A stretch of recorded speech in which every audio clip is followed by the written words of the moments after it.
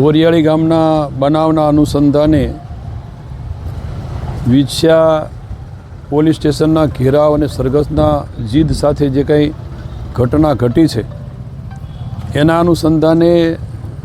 બનાવના બીજા દિવસે પણ અમારી કેબિનેટની બેઠક પૂરી થતાની સાથે જ સાંજે જિલ્લાના પોલીસ અધિક્ષક અને કલેક્ટરની ઉપસ્થિતિમાં અહીંયા પોલીસ સ્ટેશનમાં જ મુલાકાત કરીને જે ખરેખર નિર્દોષ એવા કોઈને આમાં ધરપકડ ન થાય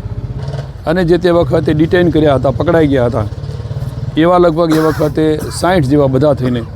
અને બાકીના 20 એટલે લગભગ 84 સિવાય વધારાના કોઈને આમાં સામેલ નહીં કરવા એવી પણ આપણે તે દિવસે અહીં સૂચના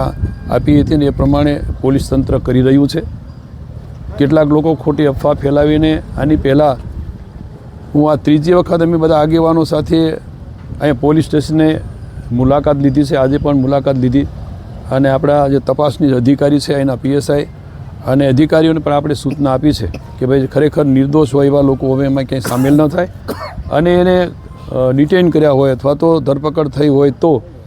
એને વહેલી તકે એવા કોઈને કઈ રીતે છોડી શકાય, જામીન મળી શકે એ માટેની કોર્ટની જે કાર્યવાહી કરવાની થતી હોય એમાં મદદરૂપ થાય અને કોર્ટની કાર્યવાહીમાં જ્યાં જ્યાં જરૂર પડે ત્યાં આવા કોઈ છીએ અને હજુ પણ જે કાંઈ આવી મુશ્કેલી છે એને બધાને મદદરૂપ થઈ અને કોર્ટના માધ્યમથી વહેલી તકે એના જામીન મળે એ રીતની આજે બધા પોલીસ અધિકારી સાથે અને તપાસની અધિકારી સાથે પણ વાત થઈ છે અને એ રીતે આ બધા જ સરપંચ અને આગેવાનો પણ વિનંતી છે કે કોઈ ખોટી અફવાની અંદર ન આવે અને એને કહેવાનું આપણે મદદ જે કંઈ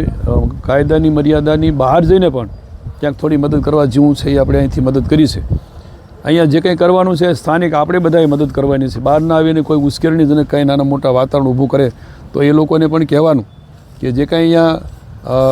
આ વિસ્તારના ધારાસભ્ય અને મંત્રી તરીકે અહીંયા સતત સંપર્કમાં અને વચ્ચે જ છે અને પોલીસ અધિકારીઓ અને કાયદાની જે કંઈ જોગવાઈઓ છે પકડાણા છે એને વકીલ અને કોર્ટના બધાના સંપર્કમાં રહીને વહેલી તકે એનો છુટકારો થાય, છૂટે કોર્ટમાંથી એ રીતનું આપણે આજે પણ ચર્ચા કરી છે અને તમે પણ